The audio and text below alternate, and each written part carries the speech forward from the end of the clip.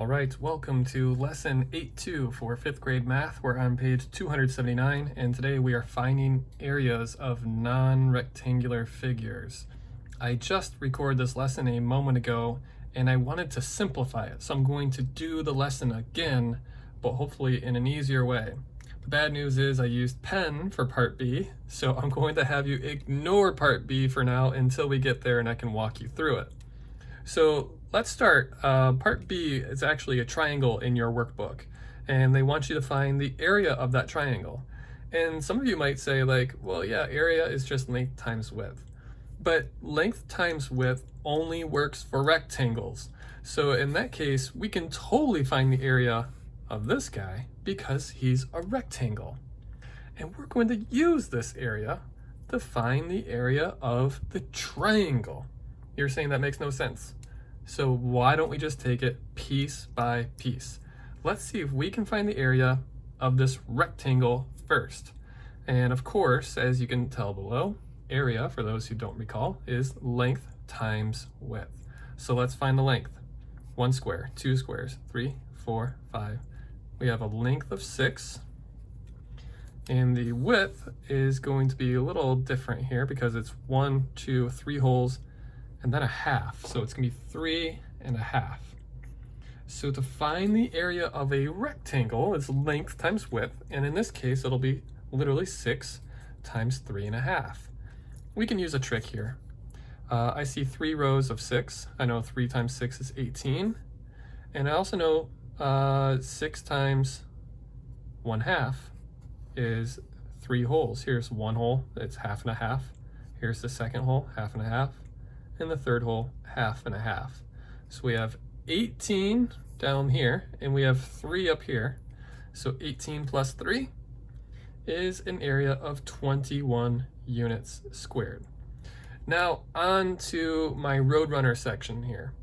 We have a triangle underneath, but you'll notice that our method here, they keep on talking about something called a rectangular method or a rectangle method. A rectangle method in this case literally means just taking your triangle and then turning him into a rectangle. So let me see if I can maneuver my Roadrunner out of the way just enough so we don't quite look at the answer yet, but we see how I was able to take a ruler, or in this case I used the protractor, and I created a rectangle around my triangle. Now, what do you guys notice about this triangle as it relates to this entire rectangle? Maybe that's a tough question because you don't really know where I'm going with this. So I'll just tell you, if you notice, this triangle is about half the size, not about half, it's exactly half the size of the full rectangle. And compare these two rectangles. They're identical. They're both 6 units long, and they're both 3.5 units tall. So the cool thing is we already know the area of the entire rectangle, but that's not what they want to know here. They want to know the area of this triangle, also known as half of the entire rectangle. So what do we do to find that area? We drop our pencil, we pick it back up. We're going to take the area of the entire rectangle and we're going to split it in half. We're going to divide by 2 because we only want half of that entire rectangular area. And you can probably see by now that 21 divided by 2, 2 goes into 20 10 times, and it leaves a half left over. So 1/2 of 21 is going to be 10.5 units. So really, I mentioned my first time through, the quick and easy way, the formula for finding the area of a triangle is 1/2 base times height, or 1/2 length times width, basically. Which is what you see written here. And that's pretty much what we did. We found the area of a rectangle and we split it in half because a triangle is half of a rectangle. If you don't believe me, let's move on.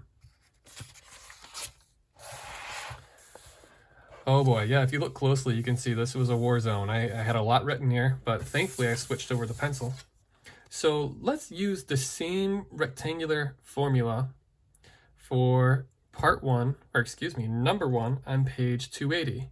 Let's take this triangle, and you can pause this video if you want to do it on your own, and see if you can turn them into an actual rectangle. I'm gonna go ahead and do it right now. So if you're not pausing me, then I guess you're stuck watching me. It looks like we're gonna go up 1.5 squares, and then we're going to meet right here in the corner. And what you should see when you're done is not just the triangle anymore, but now kind of like a triangle with another triangle stacked on top of them. And that creates, you'll notice, a full rectangle. So let's follow the same steps that we used on the previous page. Let's find the area of the rectangle first. Let's do normal length times width. And for our length, I see 1, 2 squares, 3, 4, 5. I see a length of 5. And I see a width of 1 whole square and then half of another square. So in this case, since we're doing rectangular area first, we're doing 5 times 1.5. And the cool thing is, if this is easier for you, you can just go ahead and count out how many squares you actually have now. 1 square, 2, 3, 4, 5. So our area is at least 5. But then up top, you see that we have a half and a half, which equals a whole, right? Half and a half is a whole. So right here would be actually the 6th whole. And then we have another half and a half, which would represent the 7th whole. And then we have literally just a half left. So he can't be a whole, he's only 1/2, so 1/2. I see 7 holes. So I'm gonna say rectangle equals 7 holes and half of another, 7.5.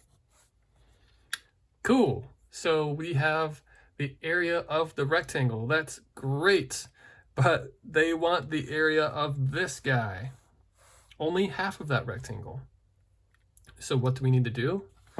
We need to take that 7.5, and just like on the first page, we need to divide him in half. We need to divide him by 2. So in this case, what you'll notice I did is I went ahead and took this mixed number, 7.5, and I turned them into an improper fraction.